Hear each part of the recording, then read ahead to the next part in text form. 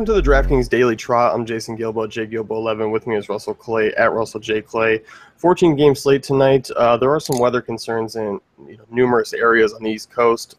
Be sure to check out our forum page. Mark does a great job breaking down all the weather and also updating throughout the day. So that's something to be sure to check out, especially on today's slate. Something I can confirm, unlike the games, Mark loves weather. He loves weather. He loves weather more than you. He knows the weather better than you. Check it out. Yeah, I mean that pretty much sums it up right there. Yeah. So I don't even think people want to know the weather as much as he does. No, it's scary. He's a beast. So yeah, but definitely check that out. He's awesome with the updates. I definitely use them every day. Yep, definitely. If you want to get a response on Twitter, he's very quick in getting back to you on that. Yep. Nationals and Braves first here. We got Mike Foltynewicz, Steven Strasburg, and for me, I mean, it's all about the Nationals offense in this game alone. Really like Trey Turner up top, 3,900 against Foltynewicz. That's something I'm really looking to exploit. I mean, Turner's been very solid against right-handed pitching, and just a guy who's just kind of consistently putting up strong cash game numbers.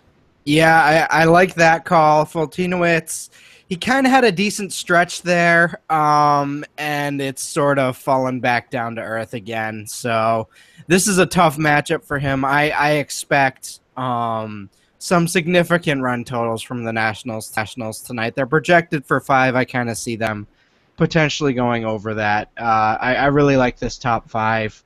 I'm definitely okay with paying up for Daniel Murphy tonight at 5,200. I know that's expensive, but I just really like this matchup. Yeah, I definitely do too. And if Bryce Harper somehow finds his way into the lineup, I know he's dealing with a stiff neck. It's a really cheap price tag for Bryce Harper. I mean, you don't really see him at that price too often. If he's in line, that's something that's worth a shot. Outside of that, though, I mean, Jason Worth at 4K, I'm okay with that. But kind of those back end guys like a Ramos, Rendon, I think they're a little too pricey for me.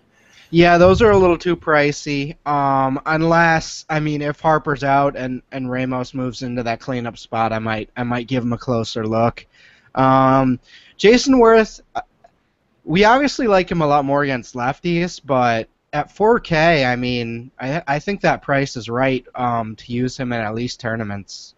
Yeah, I think so too. I mean, Foltynewicz obviously been better against righties this year, but overall, still not really a strong arm in general. And as you mentioned, I mean, we do like Worth more against lefties, but I mean, he's been a guy who's been, pretty successful over the last couple of weeks. I mean, he's kind of turned things around really against both-handedness here. Definitely. So, Rockies and Phillies next here. John Gray versus Jake Thompson. I kind of like some of these Rockies bats if I'm looking to make a move in GPPs. Obviously, outside of Coors, but Citizens Bank is a pretty friendly home run park. And Jake Thompson, I mean, not a guy who I'm looking to use really in any format. I think you can kind of target against him really with a majority of these bats. Agreed. I focus in on the clear options here, which is, I believe, David Dahl and Nolan Arenado, but at the same time, I mean, if you want to look at a Charlie Blackmon, if you want to look at a DJ LeMahieu, I'm not going to stop you either. So I think this is, while it is the Rockies away from Coors, I do think this is a really nice matchup. Obviously, Thompson with that one game where he went 6 earned in 4 innings. Obviously, that sample size is going to get people's attention, but I do like Dahl quite a bit at his price of 42. And I think Arenado's cash at 52. Yeah. And we talked before the show, John Gray, I think we're both kind of in on him tonight. Yeah, we definitely are. I mean, I'm a big fan of Gray. Obviously coming off a tough start against Miami. But, I mean, this guy, shut down to the Phillies at home a few starts ago. Obviously, it is a park upgrade for him, even though Citizens Bank is still not the best pitcher's park. It's obviously anything away from Coors is going to be an upgrade for these guys. And you nailed with David Dahl. I mean, that's the guy who I'm really looking to use a ton of tonight. I mean, he's just been so consistent coming into the league. And obviously getting a great matchup against Thompson, who obviously you talked about the blow-up start against San Diego. Thompson didn't have really any impressive numbers, wasn't missing bats, low 90s fastball, didn't have a lot going on, so I'm definitely okay with using these guys. And I definitely think, if you're looking to make a move in GPPs, paying up for those kind of top tier, top price bats, so I'm okay with that. And he's weirdly had 3 triples in his last 6 games. That's strange that would happen. Like, I don't know how you get that many triples in a short span. But it just seems like he's hitting value pretty consistently, and I'm buying it. I mean, he's been consistent, basically, like you mentioned, since he got here. So, 4,200, I'm definitely worth paying that. Yeah, it definitely is. And on the Philly side, I'm not really looking to use anyone against Gray.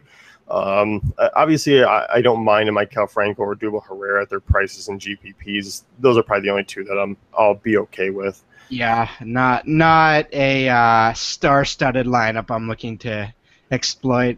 Ryan Howard is there though. He's back. He didn't have to retire like Prince Fielder there. Oh man, don't bum me out. Rays and Yankees next here. Chris Archer versus CC Sabathia. In this one, I mean, obviously the Rays are the more attractive matchup facing Sabathia.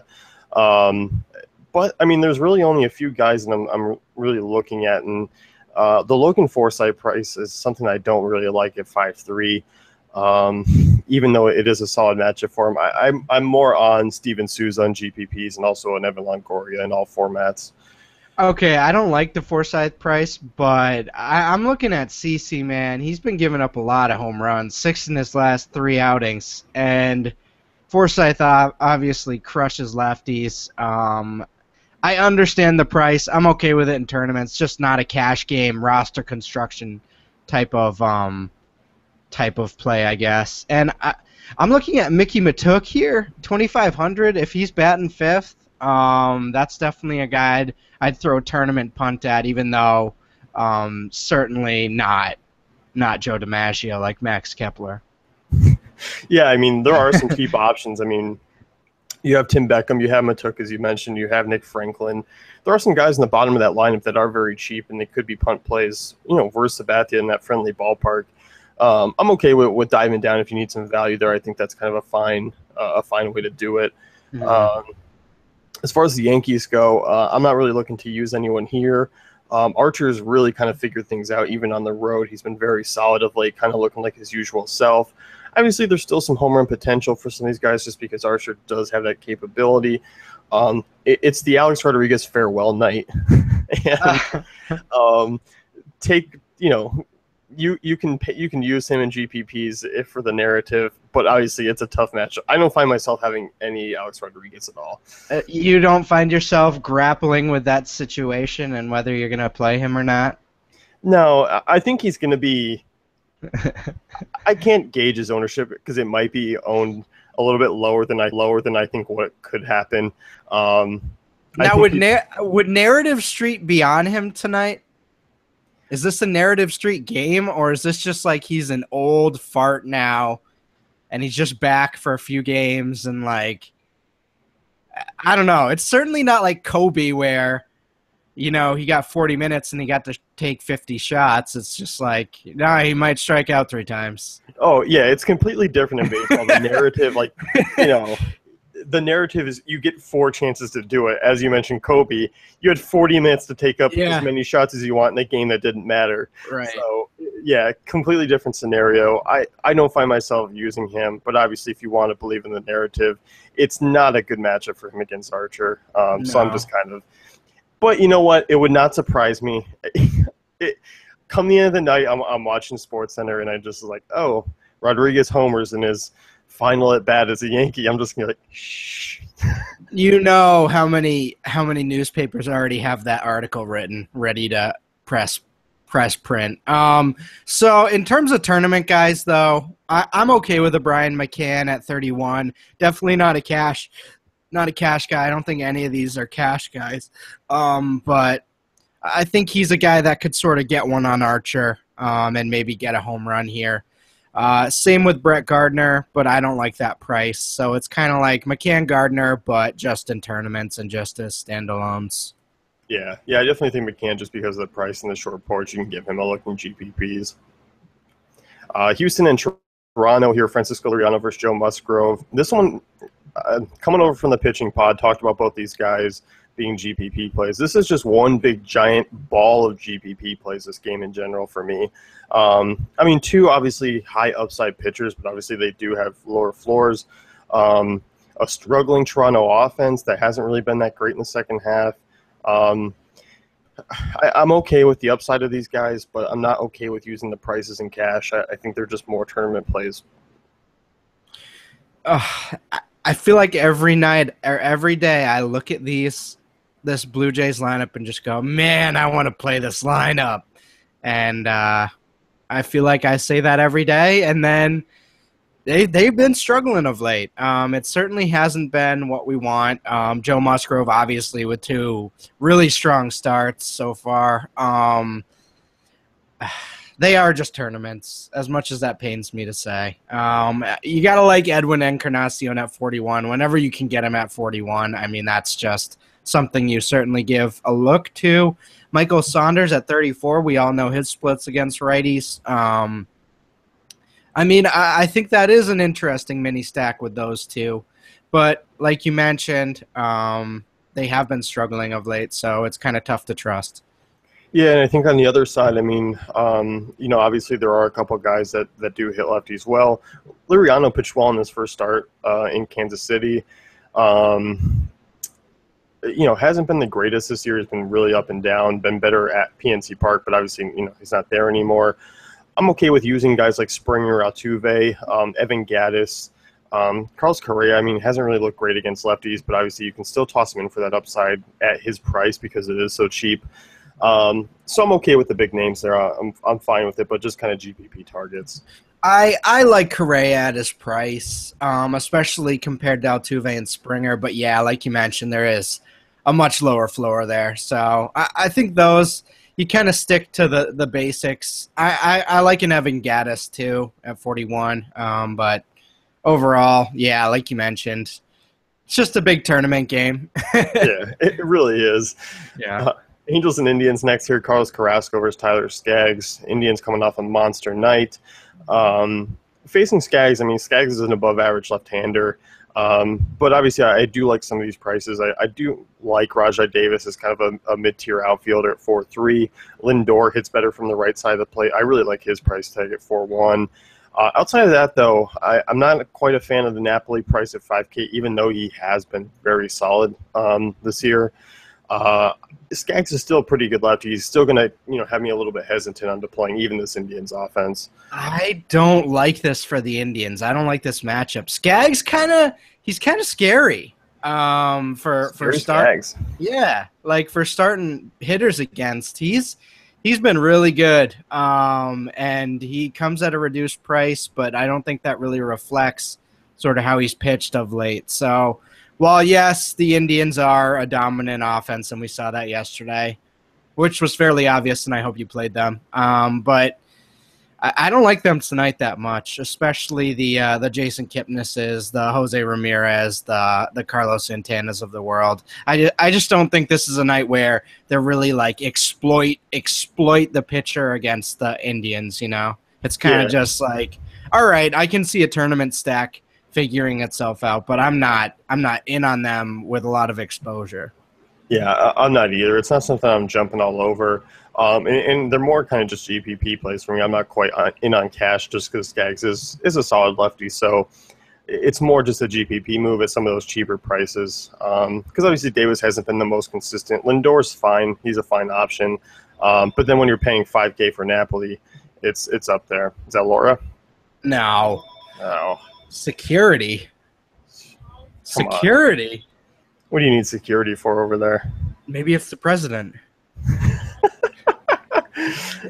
Angels bats. I joked around with you earlier. I was like, man, it wasn't really joking. I was like, Carrasco, 6,900. And you're like, you're not really on Carrasco. No, I'm not. I don't trust this man. He's hurt my feelings multiple times recently, and I don't want to deal with him. Obviously, coming off a pretty solid start against the Yankees, but he still gave up 3 earned.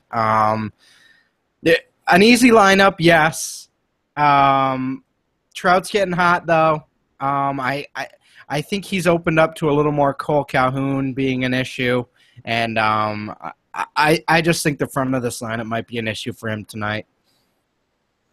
Yeah, you and I share differences on this one. I'm not a big fan of the Angels' offense. I'm not looking to really use anyone here. I'm not looking to pay up 5-5 for Trout. I like Carrasco at that price just because he is cheap, and he may not have a huge strikeout upside because the Angels don't strike out a ton. But I do think a quality starts there and a win. And just at that price tag, it's kind of hard to kind of overlook. Okay, well, you're going to be feeling the wrath of Jet Bandy around 1 a.m., so just be prepared for that. Okay, I'll take my chances. Okay. White Sox and Marlins next. Carlos Rodon versus Andrew Cashner. Marlins projected for over 4.5 runs. Obviously, Rodon, such a boomer buzz pitcher, is some home run potential for some of these guys. Even though Marcell Ozuna is struggling, I really like that price tag of him at 4.2 against the lefty there. Yeah, and depending on what Stanton does, I'm really going to like him if he's batting cleanup. So I like this Marlins stack. I think it's one of the best stacks of the night, especially with D. Gordon there. I like Martin Prado as well. So I think we can definitely sort of exploit Rodon here. I think this is I wouldn't say D. Gordon's cash or anything like that, but I think Ozuna is definitely borderline cash. Yeah, I definitely agree. I mean, look at Rodon, 360 WOBA since last year to right-handed bats, 1.35 home runs per 9. Definitely a solid number to kind of target against. He is a little bit up and down. Does have a high strikeout rate, which obviously is a little bit concern. But yeah, I mean, I'm with you. I think the Stanton-Ozuna pairing, depending on what Stanton does, is something that I'll look to use for sure tonight. Definitely. As far as the White Sox goes, I mean, it's a good spot because Andrew Cashner really isn't the strongest arm. It's obviously just about trusting the White Sox bats, which I have completely lost my trust in. But I don't mind the potential that they have. I'm going to write up Todd Frazier and Tim Anderson, but you want to like Jose Abreu, but 4,500 is sort of a lot, you know? So I don't know how in I am on him. I do like Todd Frazier at 37, and I like Tim Anderson at 35, and that's I think that's going to be where my conviction comes in, and I'm just going to go with those two and not worry about the Melky Cabreras of the world. I don't mind Adam Eaton at 4K. I think Eaton's in a good price. Yeah, that's a good call, too. You just look at Cashner. I mean, 377 WOBA to lefties, 1.59 home runs per 9. Obviously, righties have done okay against him. Yeah, I mean, I'm okay with using kind of bits and pieces of this lineup. I think they're more a team to kind of sprinkle in and out of other stacks or a lineup. Yes. I don't think any are real cash game guys. It is a nice matchup, though. I think that Vegas total represents how the White Sox have hit this year, but there is some solid upside even with that offense tonight. Yeah, definitely. Diamondbacks and Red Sox, Patrick Corbin versus David Price. Red Sox obviously projected for nearly 6 runs. You're hoping they get a fully healthy squad. Actually, are we? I am. I mean, obviously the Mookie Betts price tag of 5.4 is up there. I mean, are you looking for more so you want cheaper value to exploit this for? Well, okay, so are you looking at Hanley? Hanley's the guy I'm hoping is in the lineup. I'm praying. I woke up this morning. I'm praying. I'm like, my first thought was, damn, just let Hanley be in the lineup, please, because he's such a cheap guy. Hits lefties well. Patrick Corbin, I mean, bad against right-handed hitters. Hanley was the guy I was looking to really use. I'm very much with you on that. I want Hanley to be in the lineup, but as far as Mookie Betts goes, I mean, if he's out, that 5,400 price tag was kind of hanging over everyone's head, you know. So if he's not, maybe it gives sort of one of the bottom in the order guys like a bump, maybe an Aaron Hill or a Brian Holiday or something like that, goofy, and then maybe you can make a jump with someone like that. Kind of evens out some salary. I mean, you look at Pedroia, Bogarts, and Ortiz all over 47. It's just super expensive. Even though you love the stack, you can't not, you know. So I like it, but it, definitely keep an eye out for that official lineup when it comes out. Yeah, no, I'm definitely with you, and I think if there is some value that sneaks up into maybe the 4 or 5, 6 spots, it definitely helps even out using Pedroia and Bogarts. Yeah. So I'm definitely looking to use. I mean, Corbin. Through Bad. 55 WOBA to righties, 1.23 home runs per nine, 36% hard ball rate. I'm okay with using Sox here. I'm fine with the run total. I'm fine with paying up for those bats as kind of one-offs as well if you wanted to do that. After kind of taking a little break from the Sox, I'm definitely back on in this matchup. Agreed. As far as the Diamondbacks go, obviously Price isn't the most clean pitcher. He's not going to go through outings completely clean. And obviously guys like Goldschmidt are still worthy of a look for me in GPPs. And outside of that, he's probably the only one. Yeah, I agree. Not looking to go at Price here with any of these specific bats. I get the Goldschmidt move if you want to make it. Obviously, his splits average out any lefty he's going to be facing. But yeah, overall, I think that's just a tournament play. Yeah, it definitely is. And there's no one really cheap enough for me to use. I mean, Wellington No. Castillo obviously matches lefties, but 4,100, I'm not the biggest fan at that price. I hope he was a little bit cheaper. That's really kind of what's the deciding factor for Castillo. Yeah, and I'm cool with Yasmani Tomas at 49 if he plays. He's been yeah, he's a guy I want to use a lot, and I'm like, oh, that price tag just completely throws off the rest of the lineup. The last 4 games, he's been above 4,800, and I mean, he did pay it off that one game against the Brewers with the 2 homers, but that's a hefty price for an outfielder there. Yeah, no, it definitely is. Padres and Mets next year. Paul Clemens versus Logan Verrey, and I like the Mets offense here tonight. I mean, obviously they're priced up a little bit in the top half, but you do have some cheap options you could roll with. And Paul Clemens, I mean, he's a guy who really hasn't looked that strong. I'm definitely okay with using Mets here. So you look at the top of the order, and obviously that's the pay-up options, but I'm even okay with the James Loney and Wilmer Flores's of the world at 34 and 3K. I think if you want to go a full stack here, I'm okay with it. I think there's a ton of upside in this lineup. Obviously, you like Jay Bruce. I think if you stack, you kind of have to put him in as sort of the heart of that stack. Yeah, definitely agree. And Walker, I mean, obviously priced up, but he's been the consistent Mets batter doing the most damage here of late. Yeah. I'm okay with paying 4.6 for him. Travis d'Arnaud, if you want a punt catcher, I am totally okay with a 2,900 there. Obviously, he's down the bottom of the lineup, but I'm certainly more than okay with using him. I like that call too, yes. And, I mean, if you want to just go Walker Bruce, that's totally fine too, because it's not a total pay-up either. I mean, it is, but neither are over 5K. Certainly a ton of upside against Paul Clemens. This is a good matchup for the Mets. Yeah, it definitely is. And as far as the Padres side, I mean, pretty average arm in Verrey. I'm not okay with paying these prices, though. Yeah, I mean, again, with Will Myers, you got to overpay, but I think it's a decent matchup for him tonight. Overall, though, yeah, I agree. These prices are just too expensive to me. I'm not paying $4,900 for Travis Jankowski. No, I'm not either. I mean, still, the Schimpf and Dickerson is kind of worn off a little bit here. I guess in a GPP format, those are probably the cheaper options I'd go with. Not too sure how much exposure I'll have, though. Right.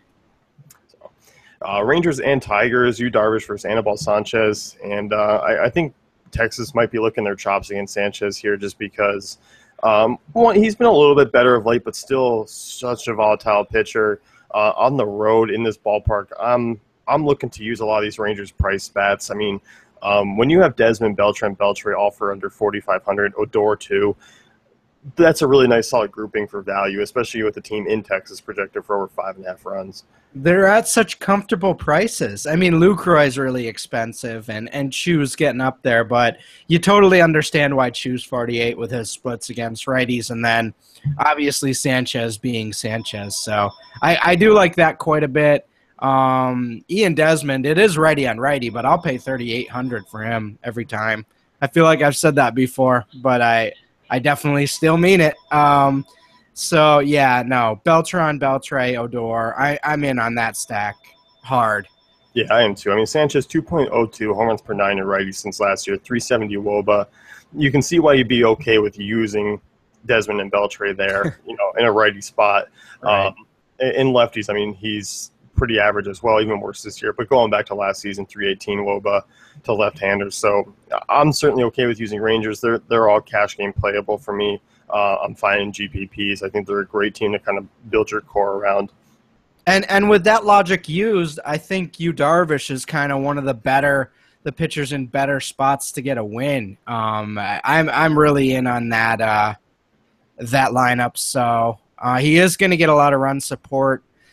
I guess he's a good pitcher. I love his splits, but this is a tough lineup, So, I mean, he's had a little bit of a home run problem. I mean, there's been a couple homers off of him this year. I mean, we saw that in the Oakland game. I guess I don't hate the JD Martinez 3,700. I don't mind that. I don't mind Ian Kinsler. I'm not paying 5,100 though for Miguel Cabrera, even though he has some high upside. I don't know. It's hard for me to pick on Darvish, even though I know there is some home run potential. I can't pick on him either. I just will say this is a volatile matchup, and even with Darvish on the hill, they are still projected for 4 runs, so that's kind of an indicator of something. Darvish has the strikeout upside to make you not totally worry about giving up a homer or two, but I mean, we've seen a few times this year where the Tigers just take pitchers out early. So certainly a concern, but not enough to keep Darvish out of tournament play, and I mean, he's borderline cash for me. Yeah, it's hard to really pick on against them with the Tigers. At their prices, I don't think they're even quite cheap enough for me to really jump all in on. Right. Royals and Twins next. Kyle Gibson versus Yordano Ventura. This game just screams mediocrity at its finest. I looked at this game and I was just like, I ran through the lineups. I was like, okay, look at these numbers, look at these pitchers. I didn't want to use anyone coming out of it. So Kyle Gibson was a guy I initially targeted quite a bit early on in the year. And about a month ago, it just stopped working.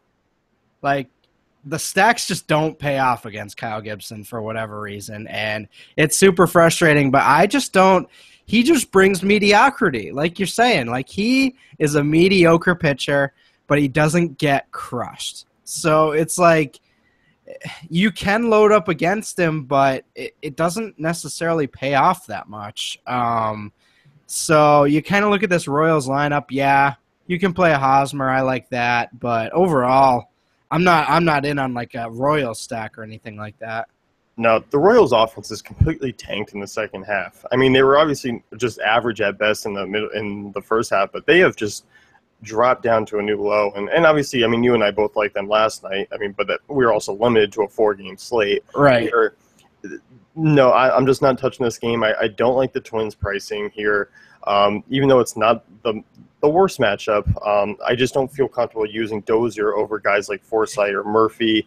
Sano is a little bit more expensive. Obviously, Kepler's a little bit more expensive. Kepler. Yeah, you think you plan this all out. You think I'm going to bite on this. Let's move on. Yeah, I'm not looking to use anyone from this game. That's just my personal take on it. I didn't say that, but we're going to move on. Reds and Brewers, Homer Bailey versus Jimmy Nelson.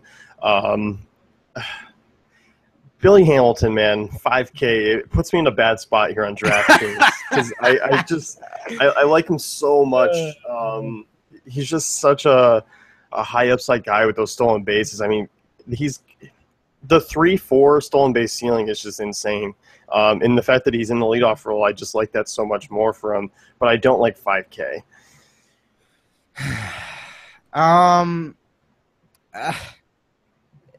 He just had a crazy run, like literally and figuratively. 9 stolen bases in 3 games is a pretty incredible streak. I don't think that's sustainable, obviously. But one stolen base a game, I think that's what we have to project. I mean, going forward, unless he just doesn't get on base. So I'm not paying $5K, but I do understand the appeal, and I'm not going to hate on you for throwing him in the tournament. I don't mind Zach Cozart at 39 tonight. I kind of think that's an interesting guy to go at in a value perspective. If you don't want to pay up for all those expensive Reds bats. I guess the question is Jimmy Nelson done? Is that just what we're going with, assuming here? Obviously, DraftKings is with his price of $4,900, but I mean, before these last three starts, I was under the assumption he wasn't a horrible arm. He's not a horrible arm, and I don't think it's really a matchup that he deserves a $4,900 price tag for. I don't get that. I don't mind paying up for Joey Votto, though, at $5K.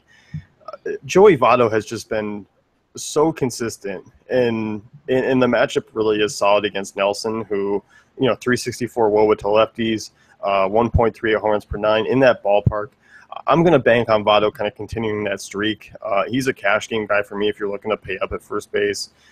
Outside of that, I don't find myself really using a ton of other guys. Duvall at his price tag, I'm not really on. And Hamilton, I mean, obviously that upside's there, but just kind of strictly GPP. I guess my perspective is a little less than a month ago, or a little more than a month ago, he crushed this Reds team. 7 strikeouts and 6 earned in no earned runs. So I kind of like him as a tournament guy, so I'm not as in on these expensive prices for the Reds. Yeah, I definitely could see that, and it's really just a limited front four. I mean, there's no one really beyond that you're dealing with. Right. As far as the Brewers go, Brewers have had a top 5 WOBA in the second half. And, obviously we're getting to a point now where about half those have been without Lucroy. I'm okay with targeting a Scooter Gennett as a punt second base option, and I'm still okay with using Villar and Braun in GPPs because of their high upside. Yeah, I agree. I do think this is an interesting sort of upside lineup that while you mentioned that WOBA, I don't think as many people are going to be on them on a 14 gamer. So definitely something to keep in mind. Yep, definitely is. Mariners and A's next here. Sean Manaea versus Ariel Miranda. Manaea is a guy who's kind of figured things out. He hasn't really been pitching bad. I mean, earlier on in the season, we targeted against him a fair amount. Obviously, there still is the Nelson Cruz-DeJong Lee pairing that you look at just because it's cheap with Lee, more expensive with Cruz. I don't mind a Mike Zunino as a punt option. Obviously, Manaea, is still an arm that I'm not completely sold on, but he has me kind of staying away for the most part. Yeah. Again, you don't really like lefties against this Mariners team for the Mariners, obviously. Projected for 3.5 runs. It's just not a night to really go at the Mariners, I don't think. No, I don't think so either. And I'm not looking to use Manaea. I'm just not buying into that matchup at some of those prices. Agreed. Right. So, Cruz, I mean, DeJong Lee, if you want to look that way, Zunino, I'm okay with that. Not really looking to use a Seager, Cano. Obviously, Cano 4-3 is always intriguing. I guess I'll kind of pivot away and say, okay, I'm okay with Cano. Okay with Cano, but not an all-in cash guy either. Yeah. As far as the A's go, though, I kind of do like this is kind of a night where I think they're a little sneaky with Valencia and Semien, maybe even a Smolinski at that price. So I like the top 3 there. I think that's a sneaky stack. Yeah, I'm a big fan of Smolinski. I mean, we both liked the A's against Miley the other night. Obviously, it didn't pan out. I'll definitely be heading back to the well here. Hey, we're only supposed to talk about our hits, not our misses. It's just you got to be honest here. And it didn't pan out, but I'm definitely heading back here. I mean, Oakland. You look at Semien's, Smolinski's, Valencia's, all numbers against lefties have been very solid. High ISO numbers. Chris Davis, obviously a high upside guy as well. I'm definitely okay with using them at their prices in this matchup against Miranda. Yeah, I agree. I think the top 4 there is all really strong. So Definitely throw that out there in a tournament if you're making multiple lineups. Yeah, for sure. Pirates and Dodgers next year. You got Ivan Nova versus Ross Stripling. Dodgers bats a lot of appeal for me tonight. Of course, I like them a little bit more on FanDuel where their prices are much more reasonable. But I can't knock using them here in a matchup against Nova, just given the fact that Nova's really bad against left-handers. Yeah.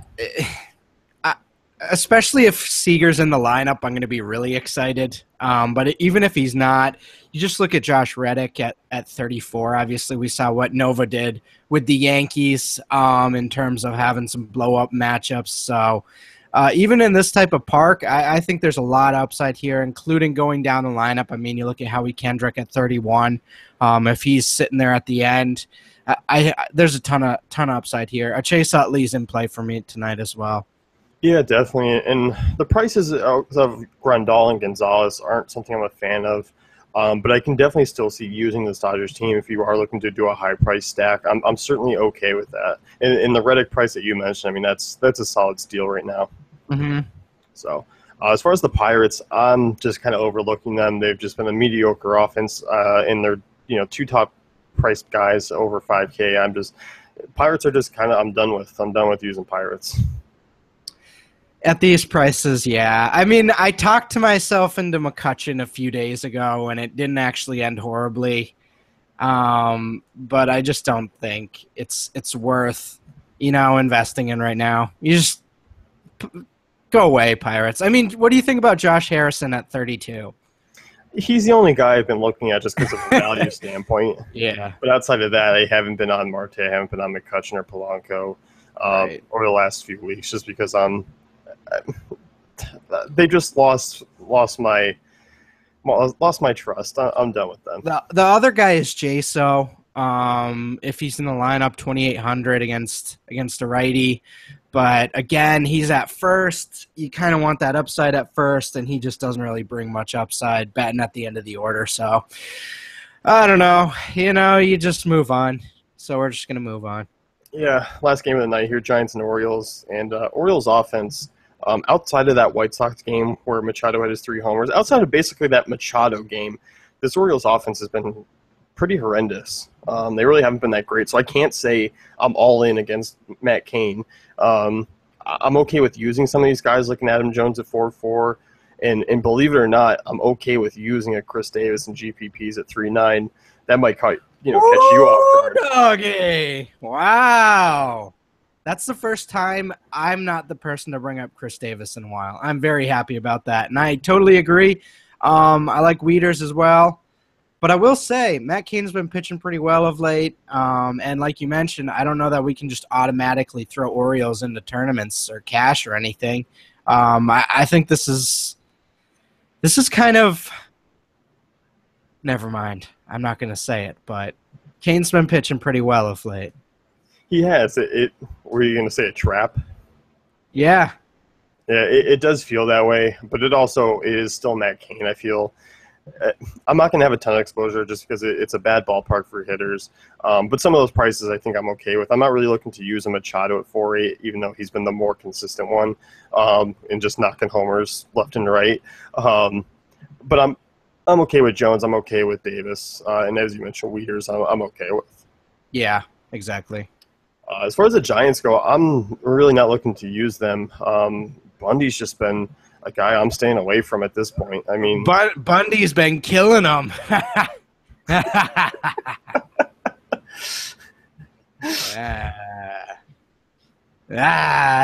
Bundy. Okay. Anyway, I don't mind a Brandon Belt at 41, but yeah, I think overall this is an avoid. Just based on Vegas, how Bundy's been pitching, and just overall, I think there's just a lot easier ways to get some runs. Yeah, no, I definitely agree. At their prices, I mean, obviously they're mid-4s. They are cheaper, but yeah, in comparison to other guys at their positions, I'm definitely looking elsewhere. Mm-hmm. That's going to wrap things up with our DK Daily Trot. Be sure to check out dailyfantasycafe.com.